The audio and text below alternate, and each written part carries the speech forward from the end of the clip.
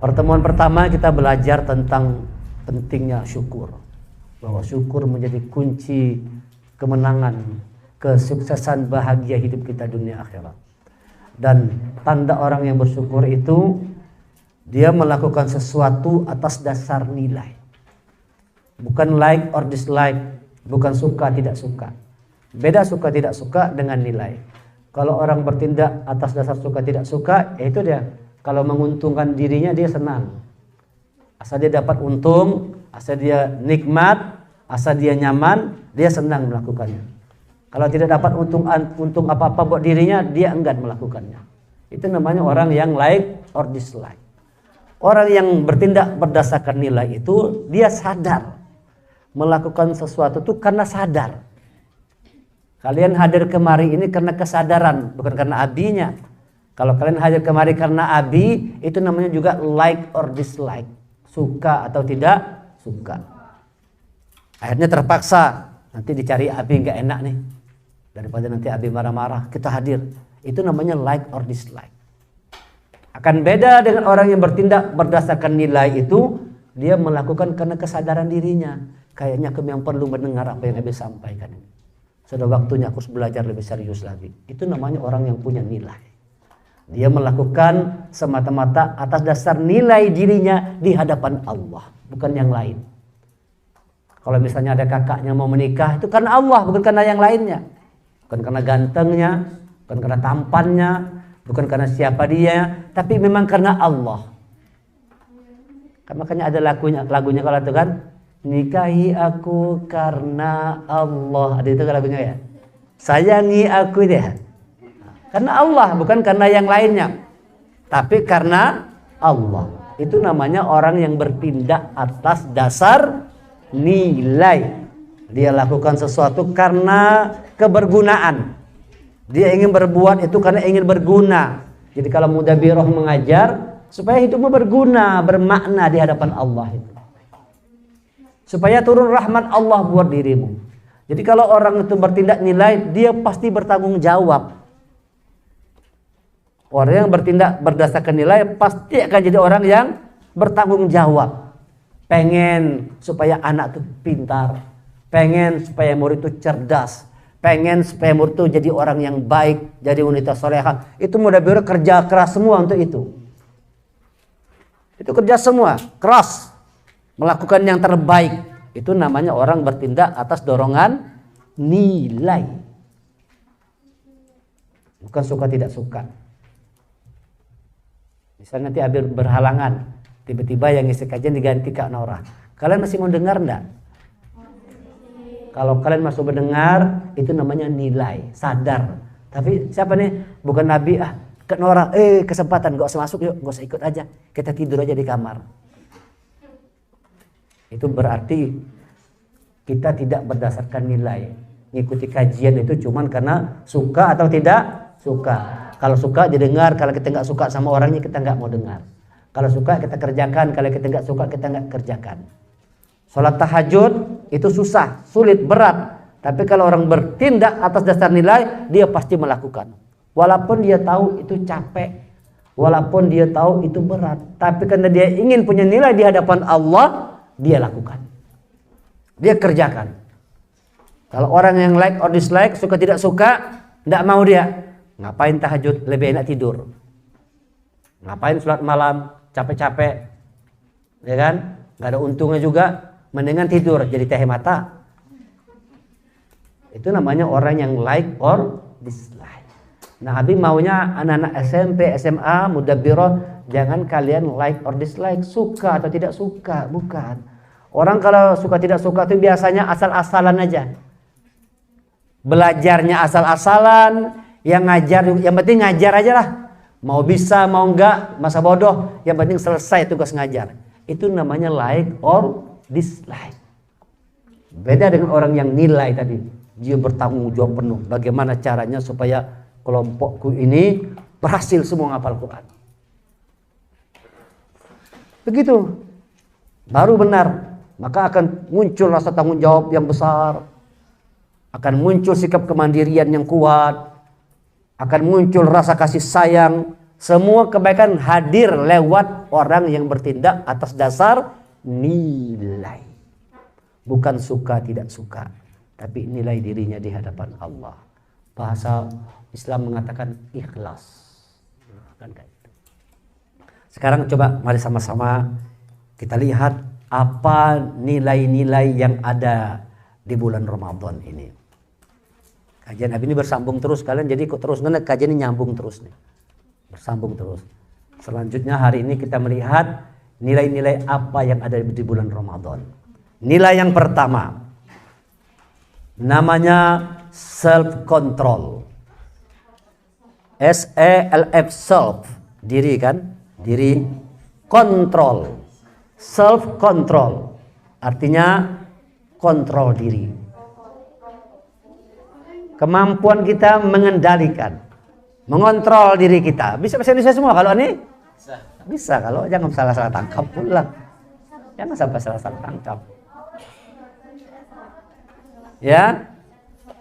Apa nilai yang ada dalam Ramadan yang pertama? Self control. Nilai kontrol. Bagaimana kita mampu mengontrol, mengendalikan diri kita.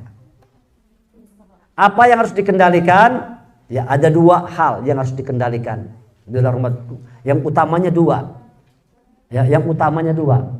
Yang diajarkan lewat saum Ramadan, makanya saum itu artinya menahan, mengekang, mengendalikan. Itu artinya saum.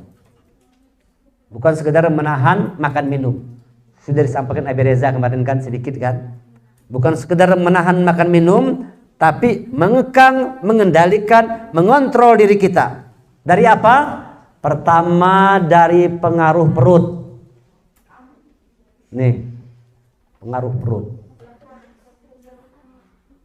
Pengaruh perut. Jadi bukan sekedar menahan makan minum. Kalau menahan makan minum, ini anak SD aja tahan puasa nih. Mereka tahan makan minum. Tidak makan, tidak minum, tahan mereka.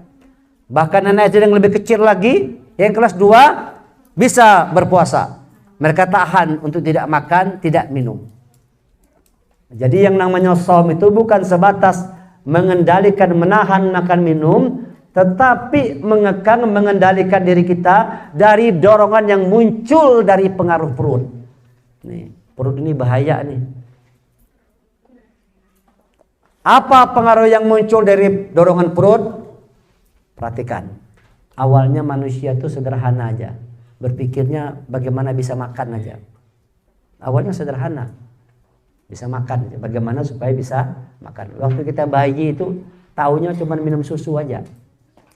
Minum ASI, minum susu. Kalau lapar kita nangis, dikasih ASI, kenyang, tidur kita. Selesai urusan. Tidak pernah minta baju baru. Nggak ada kan? Waktu bayi minta baju baru nggak? Minta sepatu baru nggak? Nggak. Minta uang jajan nggak ada? Tidak. Dia hanya minta ASI. Kalau sudah dikasih ASI, kenyang, tidur bayi. Dia hanya tahu minum ASI aja. Sudah mulai beranjak seperti ini, sudah mulai berubah dari tuntutan perut tadi. Bukan sekadar minum ASI, sekarang keinginannya meningkat. Harus makan ayam KFC. Hah? Coba dihitung, dalam perut kalian tuh sudah berapa ekor ayam sudah? Hah? Sudah berapa ekor ayam masuk dalam perut? Hah? Sudah berapa karung beras? Coba dihitung, mulai kecil sampai sekarang sudah berapa karung beras masuk dalam perutnya itu? Hah? Berapa borongan sudah? Coba, sudah berapa ekor sapi dah? Banyak? Banyak ya? Dalam perut kita ini macam-macam masuk. Ikan masuk, berapa kilo ikan sudah? Macam-macam. Buah-buahan, wah masuk semua. Benda-benda. Jadi perut ini mengajarkan hubungan kita dengan benda-benda. Itu esensinya. Hubungan manusia dengan benda-benda. Sederhana. Tadi orang cari makan dengan cara yang sederhana. Orang bercocok tanam di hutan. Dengarkan? Dari bercocok tanam yang sederhana, mulai manusia berpikir bagaimana caranya supaya kalau kita bertani itu lebih besar hasilnya. Mulai manusia berpikir, bikin cangkul. Akhirnya dari cangkul bikin lagi alat berat, alat ekskavator. Supaya lebih memudahkan orang mencari makan. Tapi intinya semua itu tercipta karena dorongan perut. Dulu orang kerja jalan kaki. Dulu kan berpikir manusia kalau jalan kaki itu kerja lambat. Ini kan kerja urusan cari uang kan. Manusia berpikir supaya lebih cepat buat sepeda ontel. Bikinnya sepeda ontel. Berpikir lagi manusia lambat kalau sepeda ontel, bikin sepeda motor supaya lebih laju lagi. Jadi nyaman kalau begawe cari duit itu nyaman, cari uang. Orang bilang cari uang. Mau kemana Pak? Cari uang dulu. Mau kemana Bu? Cari uang dulu. Pakai sepeda motor dia. Berpikir lagi manusia, kalau hujan susah nih. Gimana caranya? Bikin mobil. Bikin mobil dulu. Akhirnya manusia bikin mobil. Ada orang yang bisnisnya besar, sekarang bisnisnya luar negeri. Bisnis antar luar negeri. Ada dia punya bisnis di Amerika sana, dia punya bisnis di Arab sana, jual onta di Arab sana kan, jual beli onta. Dari beli onta di Arab bawa ke Indonesia. Akhirnya manusia berpikir, gimana kalau keluar negeri jauh-jauh nih? Dibuatlah yang namanya pesawat terbang. Bayangkan, dari sepeda sampai tercipta pesawat terbang. Dorongan apa itu? Dorongan perut manusia. Akhirnya kalau manusia tidak mampu mengendalikan dorongan perut itu bisa menimbulkan sifat keserakahan dalam diri manusia. Jadi manusia itu kalau dia tidak bisa mengendalikan dorongan perut, membuat manusia jadi serakah. Sudah makan sepiring kurang, hendak 2 piring lagi. Kurang nambah mau 3 piring lagi. Gitu enggak? Makanya kita disuruh berpuasa supaya bisa menahan, mengekang, mengendalikan. Latihannya menahan makan duluan, menahan makan minum. Bagaimana kita kalau mau bisa jadi orang yang takwa, kalau makan minum pun tidak bisa ditahan, tidak bisa dikendalikan. Makanya kadang-kadang kita kalau Ramadan sibuk segala macam dengan urusan makan. Padahal yang penting itu kan urusan takwa sama Allah. Rasulullah kalau puasa sederhana aja, cukup air putih, kurma 3 biji, 5 biji, paling banyak 7 biji, selesai. Kalau kita gimana kalau buka puasa? Langsung es buah. Malah yang disiap ke sekolah merasa kurang, keluar beli macam-macam. Padahal sekolah sudah ada juga. Tapi kita merasa kurang, harus beli hamparan tapak, harus beli bingka berandam dan sebagainya. Yang dipikirkan hanya urusan perut aja. Jadi urusan perut ini kalau tidak dikendalikan membuat manusia menjadi serakah. Maka akhirnya itu seperti itu. Dan lama-lama kalau sifat serakah ini dibiarkan, itu bisa menimbulkan sifat hewan dalam diri manusia. Akhirnya dari dorongan perut itu bisa membuat manusia kehilangan kemanusiaannya, dia persis seperti hewan hidupnya. A'udzu billahi minasyaitonir rajim. Innallaha yudkhilul ladzina amanu wa 'amilus solihati jannatin tajri min tahtihal anhar walladzina kafaru yatamatta'una wa ya'kuluna kama ta'kulul an'amu wan naru mathwal lahum. Sesungguhnya kata Allah, kami masukkan ke dalam surga itu orang-orang yang beriman dan beramal soleh. Masuk dalam surga yang mengalir sungai-sungai di bawahnya. Dengarkan ini. Walladzina kafaru, dan orang-orang yang kafir, orang-orang yang ingkar kepada Allah. Yatamatta'u, hidupnya itu hanya untuk nikmat aja. Hidupnya itu hanya untuk senang aja, bersenang-senang, nikmat dalam kehidupan. Tidak mau bersusah payah, tidak mau berjuang, tidak mau bersungguh-sungguh, hanya hidupnya mau bersenang-senang. Orang kafir seperti itu. Like or dislike tadi, suka tidak suka, senang atau tidak senang. Orang kafir yang penting senang, yang penting nikmat, yang penting nyaman, yang penting suka, walaupun salah tidak peduli. Walaupun salah tidak peduli. Yang penting dia nikmat dalam kehidupan. Itu orang kafir begitu hidupnya. Walladzina kafaru yatamatta'una kama ta'kulul an'am. dan mereka makan persis seperti hewan makan. Coba kalian bayangkan tuh, ini teguran Allah. Ada manusia makannya seperti hewan makan. Coba kita sekarang pelajari. Kita lihat bagaimana kalau hewan makan. Hewan kalau makan hanya sebatas untuk mengenyangkan perutnya saja. Itu hewan. Hewan tuh kalau makan yang penting perutnya kenyang. Dan untuk mengenyangkan perutnya, hewan akan melakukan apa saja. Hewan mau melakukan apa saja. Biar membunuh, yang penting kenyang. Begitu enggak hewan? Ular dimakannya tikus. Biar aja dibunuhnya tikus, yang penting aku kenyang, kata ular. Harimau dimakannya kancil, biar aja kancil mati, yang penting aku kenyang, kata si harimau.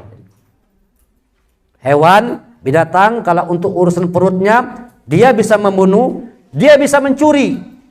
Bisa mencuri hewan? Siapa yang pernah ke Pulau Kembang? Pernah ke Pulau Kembang? Gimana? Mencuri enggak hewannya? Lihat itu binatang itu yang penting dia kenyang. Kita datang ke Pulau Kembang, dirampasnya buah pisang di tangan kita, dia bawanya lari naik ke pohon. Bahkan kadang-kadang ibu-ibu bawa tas, dia ambilnya tas ibu-ibu naik ke atas pohon. Tuh, itu namanya hewan. Untuk makan. Jadi hewan ini untuk makan, dia bisa membunuh, dia bisa mencuri, dia bisa melakukan apa saja. Allah katakan kalau sudah manusia dikendalikan oleh dorongan perutnya, dia juga bisa seperti hewan tadi, bahkan lebih sesat dari hewan. Ada orang untuk makan dia bunuh orang lain. Ada manusia untuk makan dia mencuri. Ada manusia untuk makan dia bisa koruptor. Bahkan lebih ngeri, dia bisa menipu. Mohon maaf, bahkan ada orang menjual diri untuk dapat makan. Na'udzubillah. Ini ngerinya manusia. Lebih buruk daripada hewan. Karena dorongan apa itu? Karena dia tidak mampu mengendalikan dorongan perutnya. Ini yang kalian garis bawahi kata-kata Abi yang selanjutnya ini. Yang lebih berbahaya lagi. Bahkan manusia bisa menjual Quran untuk dapat makan. Maksudnya bukan yang jual di toko itu, bukan. Kalau itu tidak apa-apa. Orang jual Quran di toko kan tidak apa-apa. Ada orang itu dia jadikan Quran pun sebagai alat untuk mencari makan. Itu perlu kalian renungkan. Kita semua termasuk Abi juga. Ini kalau kita berbicara ini dorongan mana nih? Kita berbicara, kita bertindak. Kalau kalian mengajar tuh dorongan apa? Kalian belajar dorongan yang mana? Jangan sampai kita belajar, jangan sampai kita mengajar karena dorongan perut tadi itu, karena ingin dapat dunia aja sekalinya. Makanya Allah tegur ingatkan, wala tashtaru bi ayati tsamanan qalila. Jangan kau jual ayat-ayatku dengan harga murah. Banyak orang yang seperti itu, tampaknya seperti mengajarkan agama, tampaknya seperti mengajarkan Quran, tapi dalam hatinya, aku dapat untung apa dari mengajar Quran ini? Aku dapat uang berapa dari mengajar Quran ini? Orang yang seperti ini tidak dapat petunjuk Allah. Walaupun dia baca Quran, dia tidak akan dapat petunjuk Allah. Kalau kita sambung yang kemarin, bahkan dia hafal Quran sekalipun tidak dapat petunjuk Allah. Kenapa? Hafal Qurannya kena tuntutan perut tadi itu. Mengajarkan Quran karena tuntutan perut tadi itu. Maka luruskan niat kita mengajar itu karena Allah tadi itu, Jarabi. Luruskan kalian mengajar itu karena Allah, bukan karena yang lainnya. Nah, coba kalian periksa, itu dorongan yang mana? Kita bertindak, kita berbuat, kita melakukan sesuatu didasari dorongan apa? Apakah memang dorongan iman kita kepada Allah atau dorongan perut tadi itu? Banyak manusia yang tampaknya seperti mengajarkan kebenaran, tetapi dalam hatinya yang dia inginkan adalah berapa uang yang bisa didapatkan. Kalau sudah jadi penceramah terkenal tuh bisa bertarget sudah. Berapa catarnya, berapa sekali ini? 3 juta aja. Begitu sudah. Abi kan sudah pengalaman sering. Berapa nih? 3 juta Abi. Kalau ngundang sidin 3 juta aja. Berapa? Kalau ngundang sidin 10 juta. Itu karena iman atau karena dorongan perut tadi? Kalau Abi tanya kalian. Karena dorongan iman atau dorongan perut tadi? dorongan perut, kalian nanti mungkin barangkali mudah-mudahan semua ada jadi ustazah terkenal. Sudah masuk di TV mana-mana, jadi orang hebat, disanjung puji segala macam. Jangan dorongan perut itu yang dominan. Kalau orang ngasih ya alhamdulillah. Diundang orang ustazah, siapa namanya misalnya sini? Ustazah. Coba, siapa yang cocok jadi ustazah? Ini siapa namanya nih? Siapa nih? Siapa? Hah? Halifah. Misalnya Ustazah Halifah sudah jadi dai terkenal. Ceramah di mana-mana. Ustazah Halifah bisa ceramah ke tempat kami? Bisa. Mohon maaf Ustazah, berapa amplopnya berapa? Hei, 5.000 aja. Enggak gitu. Jangan kalian tanya-tanya amplop ya. Kalau kalian mau undang ceramah, undang aja ceramah. Kalian jangan tanya-tanya amplop. Marahi langsung. Aku ini bukan ustadz amplop, bilang. Ngasih aja kalian, kalau ngasih silakan. Kalau enggak apa-apa, bilang. Jangan nanya-nanya. Begitu harusnya kalau kena dorongan iman tadi. Kalau tidak dorongan iman kan itu akhirnya. Nanti si Pebi jadi penceramah, jadi ustazah, rupanya tujuannya cari uang banyak-banyak juga. Hati-hati. Allah katakan jangan kau jual ayat Allah dengan harga murah. Tuh murah nggak harganya tuh? Ngajakan Quran 1 juta murah nggak? Murah. 10 juta murah nggak? Murah. 1 miliar murah. Quran itu harganya hidup matimu harganya. Harga Quran itu bukan 1 triliun, hidup matimu. Aku ngajak Quran karena hidup mati karena engkau ya Allah. Itu bayarannya. Ini asal kita berharap dunia ngajak Quran itu. Banyak sekarang orang tampaknya seperti itu, niat dalam hatinya ingin dapatkan keuntungan dunia juga. Makanya Quran mengatakan, "Mathaluhum kamathalil ladzi istawqada nara, falamma adha'at ma haulahu, dhahaballahu binurihim wa tarakahum fi dhulumatin la yubsirun." Perumpamaan mereka itu seperti orang yang memberikan nyala api. Kayaknya memberikan hidayah, kayaknya membimbing, kayaknya memberikan cahaya petunjuk. Sepertinya memberikan petunjuk. Lalu kata Allah, kami padamkan cahaya itu. Lalu mereka ke dalam keadaan la yubsirun, tidak bisa lagi melihat yang hak itu yang mana. Kalian kalau mau tahu yang hak yang mana, siapkan diri kalian untuk mendengarkan perkataan yang pahit. Abi ini kalau ngomong kadang-kadang pahit, tapi jadi obat. Kalau kalian kuat jadi obat. Karena kita ini sudah terbiasa sanjung puji terus yang kita senang. Amun dipuji orang tak ambung senang. Padahal pujian itu memenggal batang leher. Orang beriman Allah katakan wala yakhafuna laumata laim. Dia tidak takut terhadap hinaan orang yang suka mencela. Tidak takut orang beriman. Baru namanya orang beriman sejati. Malah kita kalau orang menyambati kita senang. Alhamdulillah. Itu latihan kontrol diri. Itu sebabnya Rasulullah itu bukan banyak pujian. Rasulullah justru banyak hinaan. Dipadakan tukang sihir, dipadakan orang gila. Rasulullah menghadapi hinaan, bukan pujian-pujian. Sekarang banyak manusia semuanya banyak berharap pujian dari orang lain. Begitu ada orang menerangkan yang hak yang benar, tidak kuat mendengarnya. Kenapa? Hatimu itu harus kau perbaiki. Kalau ada orang yang menyampaikan yang hak yang benar ayat Quran, kau gelisah mendengarnya. Coba tuh, kalau Abi ngomong kalian senang atau gelisah dengarnya, kepanasan. Aduh Abi ini kayaknya nyinggung aku. Itu kalau kalian seperti itu hati-hati itu. Segera bertobat minta ampun sama Allah. Kayaknya ada yang harus kuperbaiki nih ya Allah. Abi kenapa ngomong gini? Supaya kalian benar. Supaya kalian bertindak, bersikap tuh lurus, benar, berbuatlah, bertindaklah semata-mata karena dorongan imanmu kepada Allah. Bukan dari dorongan perutmu yang hanya untuk cari keuntungan dunia juga. Gitu.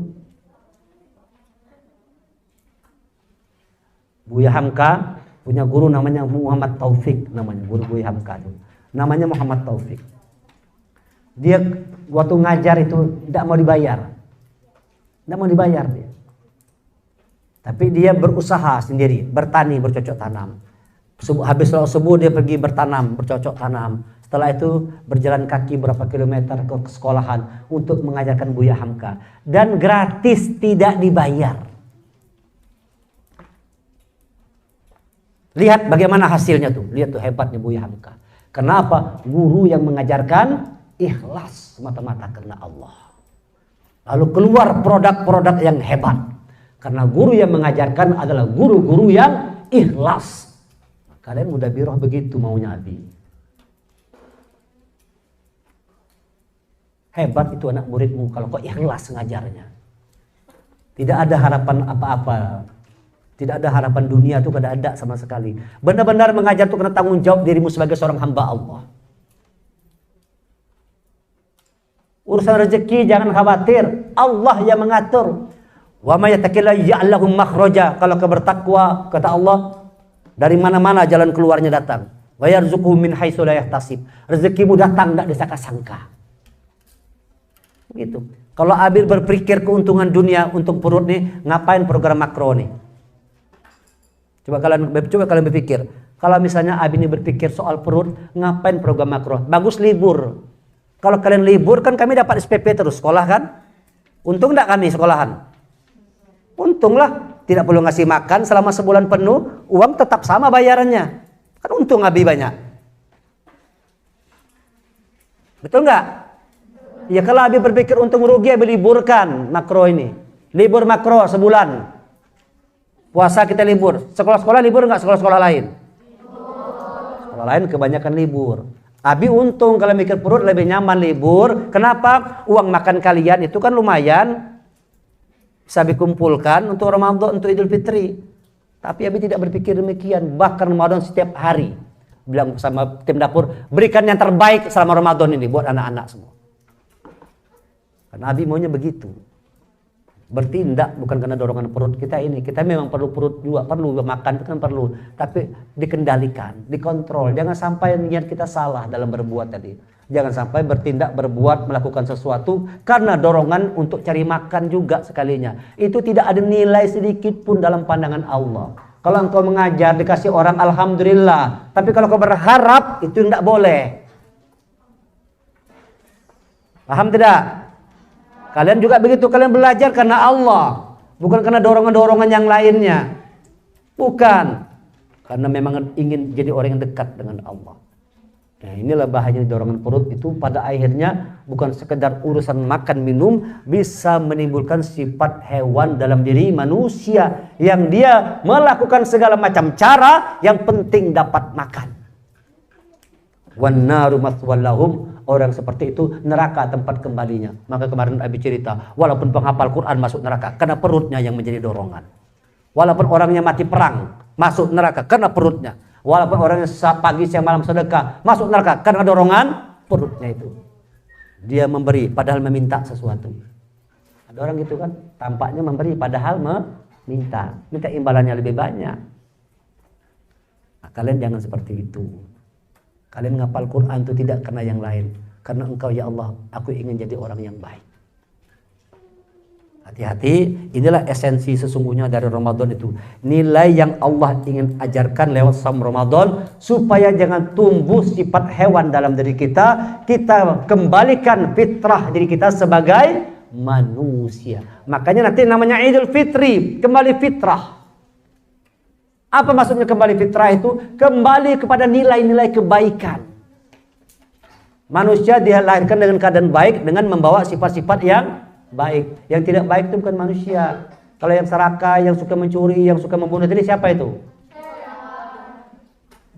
Iblis tadi, karena pengaruh setan. Manusia ini fitrahnya itu baik. Lahir dalam keadaan yang terbaik dengan membawa sifat-sifat yang baik. Dia jadi jahat karena didorong oleh dorongan perutnya. Nabi Adam keluar dari surga karena dorongan apa? Gara-gara perut itulah keluar dari Adam dari surga dengan Hawa. Gara-gara makan buah budi. Silakan makan yang lain kata Allah, satu aja.